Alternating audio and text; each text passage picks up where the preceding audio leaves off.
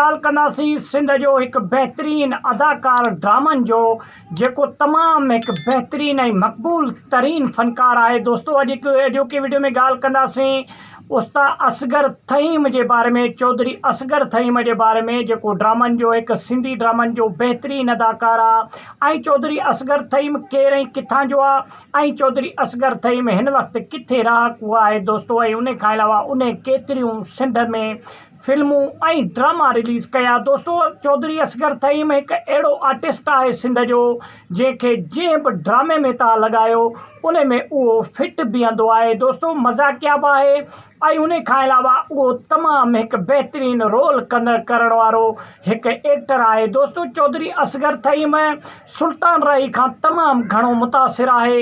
इन जे करे सुल्तान राही वांगुरु वार वॾा, मुछूं वॾियूं ऐं उन वांगुरु कोशिशि कंदो आहे त सुल्तान राही वांगुरु डायलॉग बि चवां ऐं सुल्तान राही वारो रोल अदा कयां दोस्तो। चौधरी असगर थहीम हिन वक़्तु करंट लोकेशन उन जी दादू आहे दोस्तो, दादूअ जो रहाकू आहे।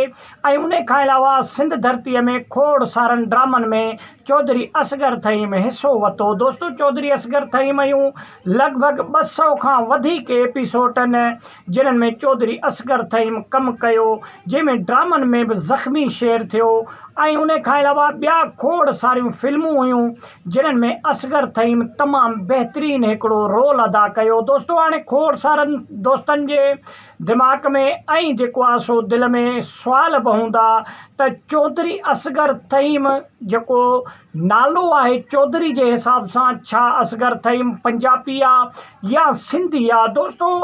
चौधरी असगर थहीम सिंधी पंजाबी आहे ऐं दादूअ में रहाकू आहे ऐं उन खां अलावा उन जूं खोड़ सारियूं फिल्मूं सिंध में तमामु बहितरीनु एक्टिंग सां मौजूदु आहिनि। ऐं अॼु ताईं बि तव्हां ॾिसंदव सिंधी जेके केटीएन ते या जेको आहे सो सिंध टीवीअ ते जेके ड्रामा हलनि था उन्हनि में चौधरी असगर थहीम जो हिकु तमामु बहितरीनु रोल हूंदो आहे।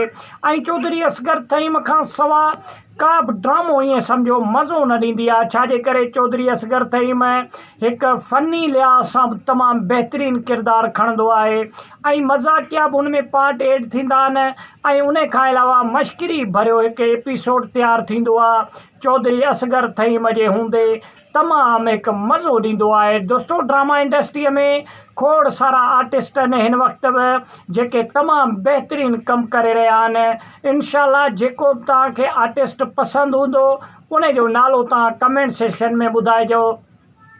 इनशाला उन जे बारे में डिटेली वीडियो खणी तव्हां वटि हाज़िर थींदासीं। वीडियो खे लाइक कंदा कयो, चैनल खे सब्सक्राइब कंदा कयो, सुठो कमेंट ॾेई पंहिंजे राय जो इज़हार लाज़मी ॾींदा।